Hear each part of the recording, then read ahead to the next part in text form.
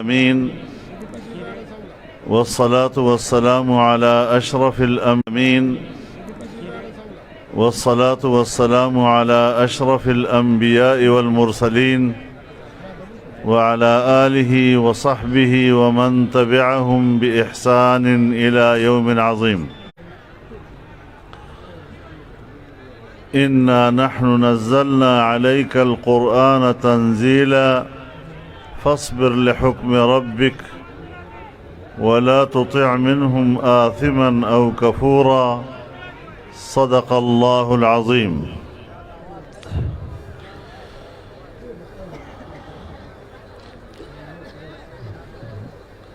صدر وفاق حضرت الشیخ مفتی محمد تقی عثمانی صاحب دامت برکاتہم العالیہ، حضرت الاستاد مولانا امداد اللہ صاحب دامت برکاتہم العالیہ، اسٹیج پر موجود میرے تمام اکابر، علماء کرام، معززین علاقہ اور طلباء عزیز، جہاں میں اس مبارک اور روحانی اجتماع میں اپنی شرکت کو سعادت سمجھتا ہوں اور اس کے لیے خصوصی طور پر حضرت مولانا امداد اللہ صاحب کا اور جامعہ اسلامیہ بابوزئی کے تمام کارپردازان کا شکر گزار ہوں. وہاں جن طلباء نے قرآن کریم حفظ کیا ہے، میں اس عظیم الشان سعادت پر انہیں دل کی گہرائیوں سے مبارکباد پیش کرتا ہوں. میرے محترم دوستو، وقت کی تنگی کے پیش نظر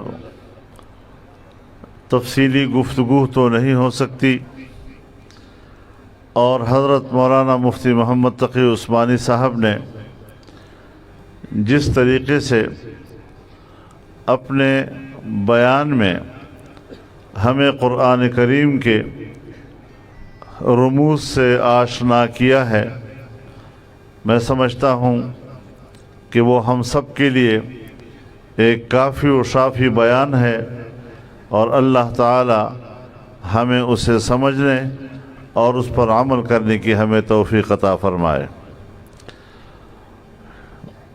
اس طرح کے اجتماعات جس میں علماء کی ایک بہت بڑی تعداد موجود ہوتی ہے، اور علماء کے علاوہ بھی ایک دیندار طبقہ، دین سے محبت کرنے والا طبقہ اس میں موجود ہوتا ہے، تو جی ضرور چاہتا ہے کہ اس اجتماع سے کچھ تفصیلی گفتگو کی جا سکے. لیکن چونکہ آپ میں سے بیشتر لوگوں نے عصر کی نماز بھی نہیں پڑھی اور مغرب بھی قریب آنے والی ہے، اس لیے نماز بہت اہم ہے، اور ہماری تقریر اور اس کو طول دینا نماز کے مقابلے میں اس کی کوئی اہمیت نہیں ہے. ہمارے اور آپ کے ذمہ اللہ رب العزت کی طرف سے جو ذمہ داری اور مسئولیت ہمیں دی گئی ہے، اس کا تقاضا یہ ہے کہ ہم آج ان حالات میں اپنی ان ذمہ داریوں کو سمجھیں. قرآن کی تعلیمات، جناب رسول اللہ صلی اللہ علیہ وسلم کی تعلیمات، جن کے یہ مدارس تحفظ کی اور ان کے خدمت کی ذمہ داری سنبھالے ہوئے ہیں، دنیا کے لیے آج یہ قابل قبول نہیں ہے. مغربی دنیا ہمارے علوم کا بھی خاتمہ کرنا چاہتی ہے، ہماری تہذیب اور تمدن کا بھی خاتمہ کرنا چاہتی ہے۔ دین انسان کے اندر کی غذا ہے،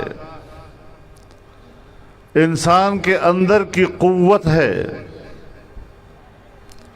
اور تہذیب انسان کے ظاہر کا لباس ہے، اس کے عادات و اطوار ہیں اور اس کے اقدار ہیں۔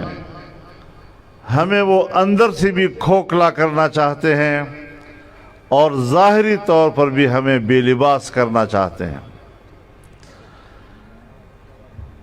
اس چیز کی، اس ذمہ داری کی، ان خدمات کی پشت پر ہمارے اکابر نے مدرسے کو کھڑا کر دیا ہے۔ اگر وہ ہماری تہذیب کا خاتمہ کرنا چاہتے ہیں تو بھی ان کا مقصد یہ کہ مدرسہ ختم کر دیا جائے، مدرسے کو کمزور کر دیا جائے۔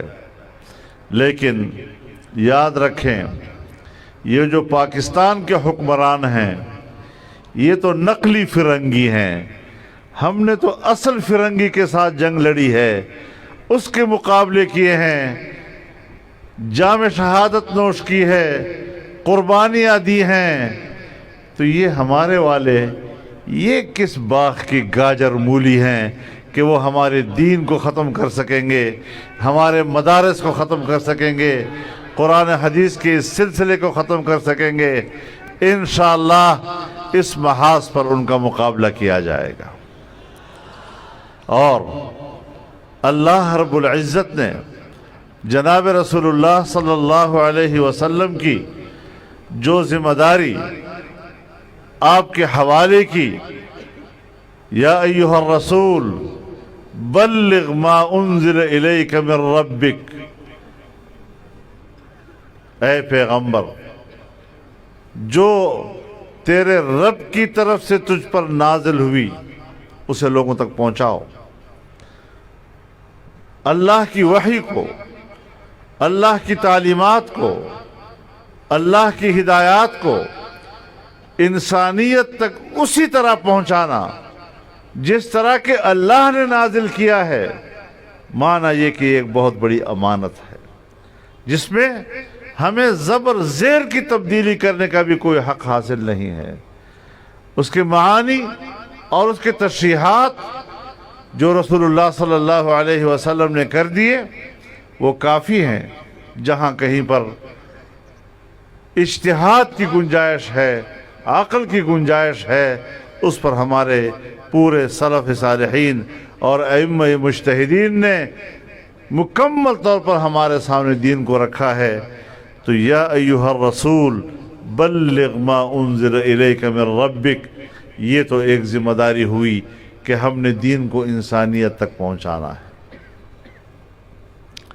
لیکن اس ذمہ داری کی اہمیت اللہ نے جتلائی، وَإِن لَمْ تَفْعَلْ فَمَا بَلَّغْتَ رِسَالَتَهُ، اور اگر آپ نے اس ذمہ داری میں کوئی کوتاہی دکھائی تو پھر مقصد رسالت فوت ہو جائے گا۔